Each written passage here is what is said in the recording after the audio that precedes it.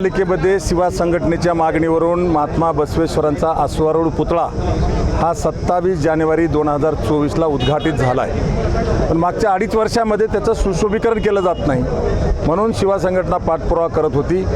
नगरपालिकेच्या सीओनी त्या पुतळ्याचं सुशोभीकरण करण्याचं वर्क ऑर्डर ते प्रताप चिखलीकरच्या बायकोच्या भावाच्या पोराला 10 महिन्यापूर्वी देऊनसुद्धा काम करत नाही.